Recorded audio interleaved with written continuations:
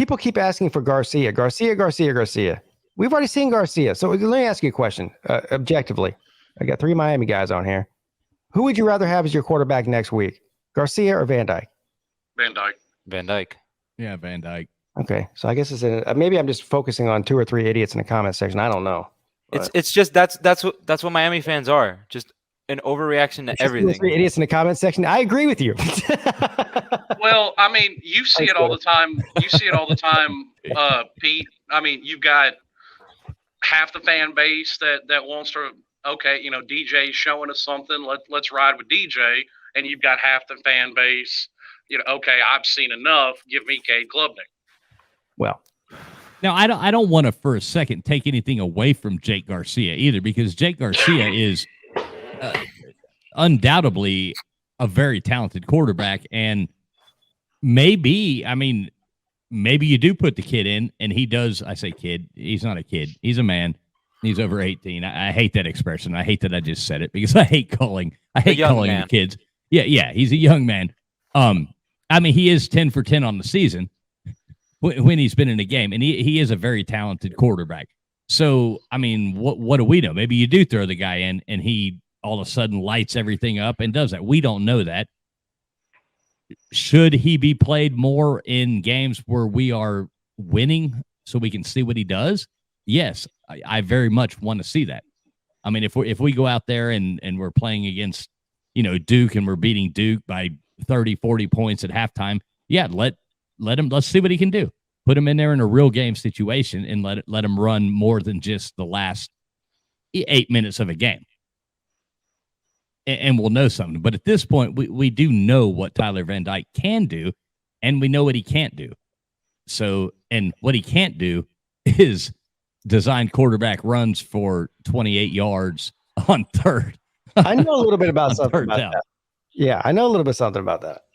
Well, Pete, you've been just as guilty, Pete, because you were out there. You were out there ready to throw the ukulele under the bus. I'm not passing judgment on it, but you threw the ukulele under the bus. I didn't throw him under the bus. Okay, what? The ukulele for 3 years. Okay, Tyler Van Dyke has started 6 games now. Well, he's probably up to 10 now total. Okay. Yeah. Well, 9, 10, something like that. Yeah. 11 around there, yeah. But it's also with 2 completely different offenses. Definitely completely different. It's a night and day difference with the style of offense between Josh Gaddis and I'm having a brain fart. What was his name? Rhett Lashley. Yeah, Rhett Lashley. Those are 2 very different offensive styles. Here's the difference, though. My criticism wasn't necessarily about DJ himself. It was about how the coaching staff decided to use him. It was more a criticism on the coaching staff than it was on DJ himself, because I think DJ is very talented. I don't like the way that they feel like that they can use him the same way they used Deshaun Watson and Trevor Lawrence, because he's not the same guy. But I'm seeing people here, TVD can't pass. He sucks. Yeah, we've got a Dongbe saying TVD can't throw. The guy throws dimes. The guy throws dimes right and left. He did miss. I think two key passes tonight. There was the wide open one that was a key pass. That was a very. I'll even throw in the one like Brashard Smith laid out for one, and it was still just kind of off of his fingertips. So okay, like I said, you give him 5 passes that were on him.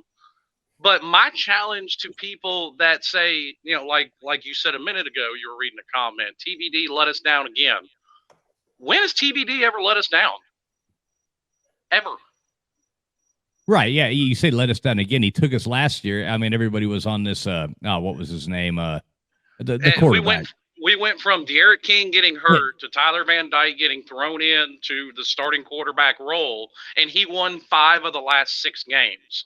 Exactly. The one he That's not lost letting was us down. on the road to, you want to say Florida State's bad, whatever. It's a rivalry game. I've seen 6-6 Miami teams take Jameis Winston down to the last whistle.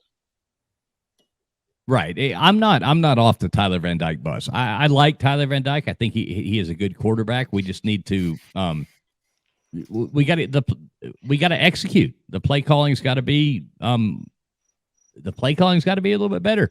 We got to execute. But you say that, but the play calling is these coaches sitting there looking at what they know that these players can do and making play calls that coincide with what they think the potential of what these players can do. Absolutely. I mean, because we, and myself included in this game, I was not a big fan of a lot of the checkdowns that were being thrown. And I know that's Van Dyke going through his reads, and I know that's worked a lot over the past couple of weeks. But A&M is not that same level of talent, and you're not going to get the same yards after catch against A&M corners that you're going to get after Southern Miss corners.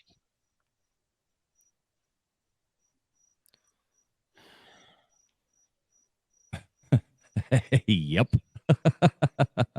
And Tim, I mean, yeah, like he says, still have faith in the team, not overreacting, just hate when we beat ourselves on and off the field. And basically, we did do that tonight. We had that game. We could have won that game. We should have won that game, but we didn't win that game. We beat ourselves again.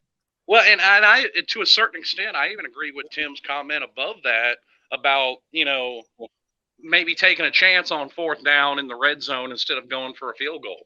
That last one, I don't remember exactly how much time was left. It was 4th and 4 or something, and they kicked the field goal to go within 8. And that's great. But I was like, field goals aren't doing you shit in this game. We've already learned that. You just go for it. I mean, wide receivers weren't doing us shit either. So, well, yeah, but so even if you get the field goal, you're still down by 8. You have to rely on your wide receivers to drive all the way down the field again. So you're already there. I mean, I think I felt like when he took the field goal, I think there was about like 7 minutes remaining. So when he did, but you still hadn't had a touchdown the entire game, and so I just feel like that was the time to strike and get the field goal. And I mean, Miami ended up losing anyway, so I guess we're both wrong. Oh yeah, I know. I mean, it doesn't matter what. I mean, they were down not 14. They were down 11 at that point. Yeah. So if you go for it on 4th down, you don't pick it up. You're still down 11 with the same amount of time, 7 minutes. And the defense had been playing well all night. So there was definitely a lot of trust in the defense. So you kick the field goal, you're down 8. That's still a touchdown with a 2-point conversion, 7 minutes left. And I think we got him on a 3 and out, or maybe they picked up 1 first down on the next drive, and we got him out of there quick. So that part of it went to plan. The only part of it that didn't go to plan was scoring some freaking points. I got you. Hindsight's 20/20, and at the end of the day, it might not have mattered either way what they did on that particular play. But I think that Miami would have had a better chance. They played very conservative the entire game. We didn't see them really go out on any limbs. Can somebody name a single play where they really went out on a limb? Not one. Not one. Well, yeah, maybe thinking that Tyler Van Dyke could run for 30 yards. Yeah. I mean, that's going out on a limb. A designed quarterback run. There was the one flea flicker. They took a deep shot to Keyshawn that Tyler kind of overthrew him a little bit. Keyshawn did get a bit of separation. Yeah, he should have. That should have been a completion, but that's not an easy play. And even that's another one that stood out to me. Was very underwhelming.